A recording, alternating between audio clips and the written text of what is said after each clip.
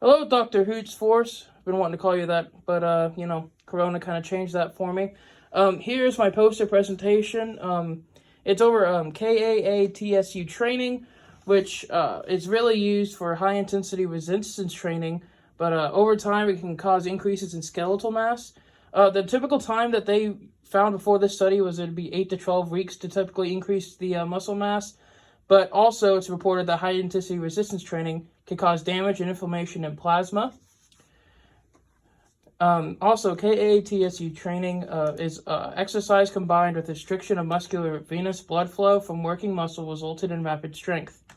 So they thought their hypothesis was they could steady the growth or at least keep the steady medium belt, but it always declined. So this study was used to typically create a type of a steady basis and try to keep the muscle growth at a steady rate without it rapidly dropping back to what it used to be after the training process without damaging or causing nerve damage. So what they did with the materials and the methods, their method was the subject that they used participated in low intensity resistance training combined with restriction of the leg muscle blood flow. The training was conducted twice per day for 7 consecutive days. Following a warm-up, the subject performed 30 repetitions of knee extension exercise without rest, and after a 30-second rest, he performed 3 sets of 15 repetitions with 30-second rest between sets. The intensity of exercise was 20% of 1 repetition, maximum 1 RM. The subject wore a pressure belt on both legs during training. The belt pressure was eventually started off at 160 mmHg. It was increased by 20, so by day 4, it was at 220 mmHg maximum. So now we look at the results. The KAATSU training resulted in a 3.1% increase in muscle bone cross-sectional area after 7 days of training. 10 days of the training resulted in a CSA loss of about 1%, or an example would be 1/3 to muscle bone CSA gained. So now if we look at the table here, we can see that at the beginning of the pre-training, his muscle, bone cross-sectional area wasn't that high. It was about 0.5% pre-training, but as soon as he started the training process, he started going up to about 3%, 3.5%, and then it shows here after the detraining that it kind of went down to the lowest being about 2.2%, but it never really dropped down back to the 0.5, 0.2, 0.0, or 0.0%. So next, the next conversation point was that in figure 2, they talked about, doing an MRI to see the image, what it would look like for the KAATSU training.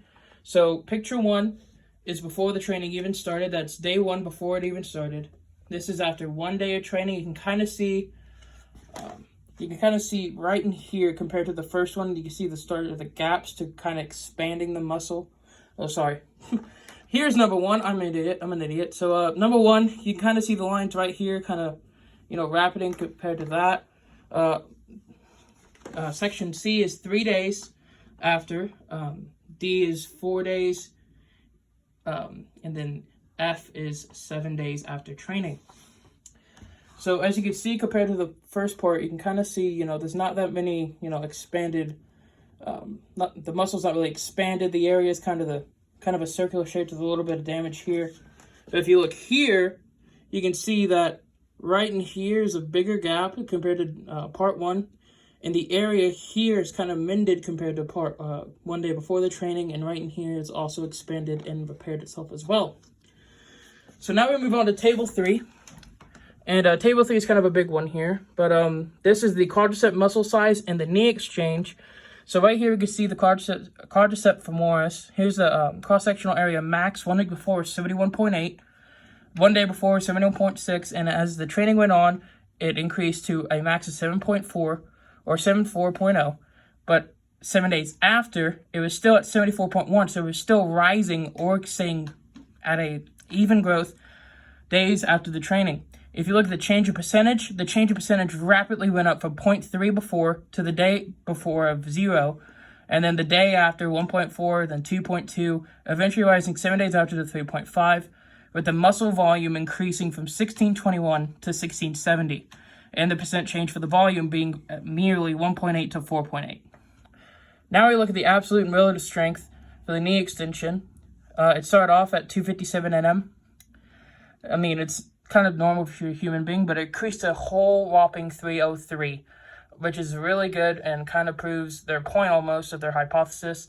And also their Nm over centimeters squared also increased as well.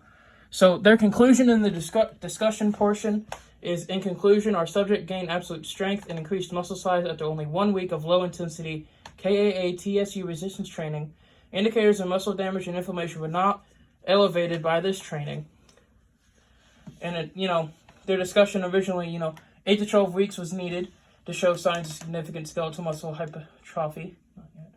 They hypothesized that it would change it could have changed due to the increased water muscle in itself, because the subject did drink a lot more water than usual to prepare himself from the training.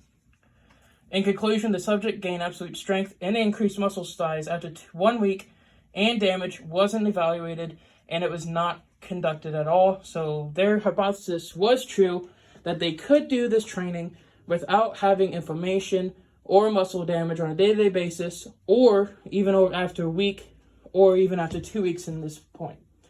Next, my references. There was a lot on the page. Sorry you can't read them, but yeah.